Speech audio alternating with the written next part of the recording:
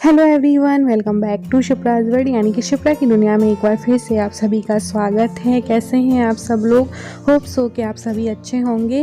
और अभी शाम के 4:30 बजे हैं और 4:30 बजे मैंने व्लॉग की स्टार्टिंग कर दी है।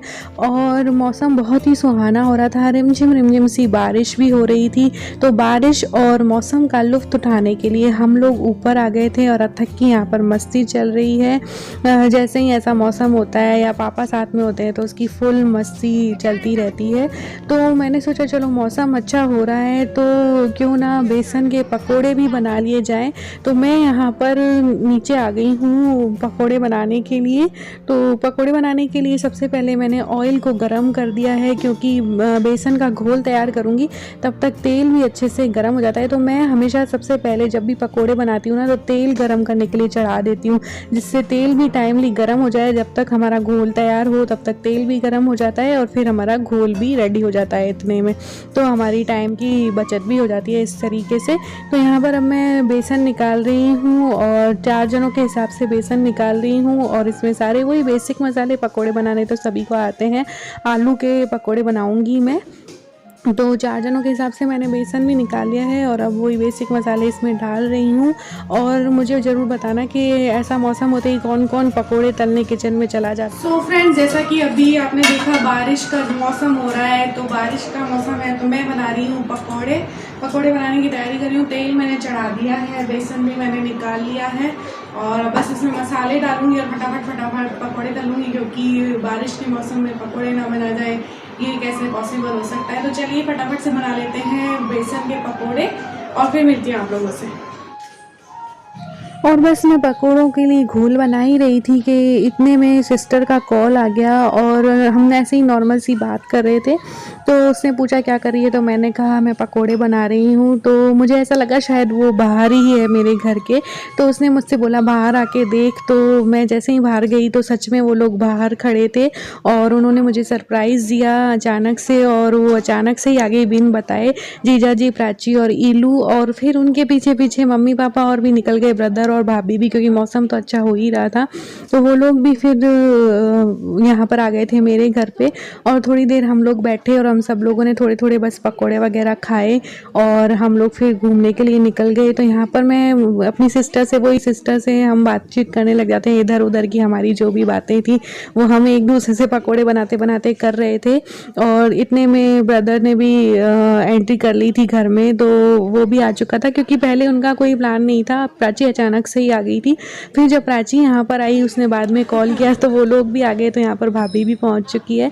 तो वही हमारी हंसी मजाक चल रही थी। और यहाँ पर ब्रदर भी आ गया था, वो अथक के साथ उसका सिंथेसाइज़र वगैरह देख रहा था। तो काफ़ी अच्छा लगा, अचानक से सरप्राइज़ दिया सबने तो बहुत अच्छा लगा। क्योंकि मैं मम्मी के घर से आ तो गई और लेकिन मेरा मन तो वैसे भी अभी भी वहीं था। तो ये मम्मी भी आ चुकी हैं तो बालकनी से बाहर का नज़ारा देख रही थी। मम्मी को यहाँ से बालकनी से नज़ारा देखना बहुत पसंद है, बालकनी हमारे घर की बहुत पसंद है मम्मी को। तो वो गार्डन देख रही थी।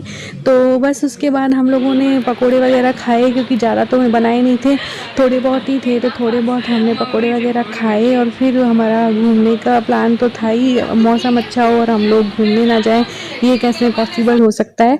तो ये हम इस बार हमारे साइड जो ब्रिज है ना वहाँ पर गए थे। लास्ट टाइम हम जिस ब्रिज में गए थे वो मम्मी औरों के घर से है, घर वाला ब्रिज है, मतलब वो भी काफ़ी आगे है मम्मी औरों के घर से 10-15 किलोमीटर दूर। और ये हमारे घर से 3 या 4 किलोमीटर दूर है ये वाला ब्रिज। मम्मी औरों के घर से तो ये काफ़ी दूर पड़ जाता है, लगभग 15 से 20 किलोमीटर या 10 से 15 किलोमीटर पड़ जाता है। और तो हम लोग बस निकल गए थे। इसे शिवबाड़ी वाला जो ब्रिज होता है ना वो बोलते हैं। तो हम वहाँ पर चले गए थे। ये जो ब्रिज है यहाँ पर भी अच्छे मौसम में सब लोग सेल्फी वगैरह लेते हैं, घूमने के लिए आते हैं, तो बहुत अच्छा लगता है। तो बस हम लोग निकल चुके थे। तो आप भी मौसम की लुत्फ़ उठाइए, फिर मिलूँगी आप लोगों से।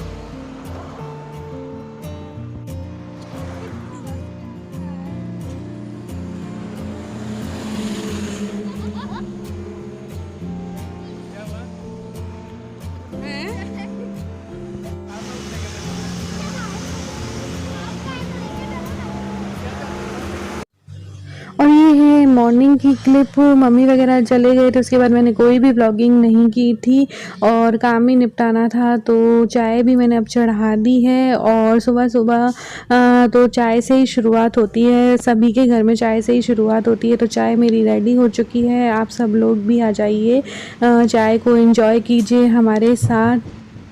और मॉर्निंग का नज़ारा भी आपको दिखा देती हूँ। लगभग यहाँ पर 6:30 या 6:15 का टाइम हुआ था, तो मैं बाहर आई थी, तो मैंने सोचा आप लोगों को बाहर नज़ारे दिखा देती हूँ और ये पौधे भी दिखा देती हूँ। ये जो है ये धनवर्षा का पौधा है, इसमें फूल आए थे ना, तो मैंने सोचा आप लोगों को भी दिखाती हूँ। पर्पल कलर के जो फूल होते हैं ना, वो बहुत ही सुंदर लगते हैं, तो मैंने इसकी भी वीडियो ले ली थी। और ये जो पौधे हैं ना, ये कल मम्मी मुझे दे के गई है। जैसे सदाबहार का पौधा है, ये एक जो है ना उसे बिच्छू काटी बोलते हैं हम लोग, तो बिच्छू काटी का। ये पुदीना का है। तो मैं लास्ट टाइम जब आई थी ना, तो मैं लाना भूल गई थी पौधे। Hello everyone, good morning. और कल के बाद सीधा आप लोगों से आज मिल रही हूँ। कल अचानक से फैमिली ने, मतलब मेरी पूरी फैमिली ने सरप्राइज़ दे दिया मुझे। सिस्टर आई अचानक से, मैं पकोड़े बना रही थी और अचानक से उसका फ़ोन आया क्योंकि क्या कर रही है, तो मैंने कहा कुछ नहीं, बस मौसम अच्छा हो रहा है, बारिश हो रही है थोड़ी थोड़ी, तो पकोड़े बना रही हूँ। तो फिर उसने, मुझे ऐसा मन में लगा कि शायद वो यहीं है, तो मैंने पूछा तू बाहर है क्या, आई है क्या? तो वो बोली हाँ मैं आई हूँ। मैं जाके देखा तो सच में वो लोग आए हुए थे। फिर हम लोग आउटिंग पे, जैसा कि आप लोगों ने देखा, निकल गए। ऐसे करके टाइम निकल गया। फिर आए तो 7 साढ़े 7 बज चुके थे, तो फिर खाना वगैरह भी बनाना था। फिर वो लोग गए, उसके बाद मैंने खाना वगैरह बनाया, तो लेट हो गई, तो मैंने ब्लॉगिंग कंटिन्यू नहीं की। और अभी मैं बना रही हूँ दाल बाटी। तो बाटी के लिए मैंने ओवन को जो है प्री हीट होने के लिए रख दिया है, दाल बाटी वाला जो ओवन होता है। और ये जो है बाटी मैं बना रही हूँ। अंदर किचन में इतनी गर्मी लग रही थी, तो मैंने सोचा चलो अंदर आके बना लेती हूँ। दाल मैंने चढ़ा दी थी, दाल भी मेरी बन चुकी है और अब बस बाटी सेकनी बाकी है।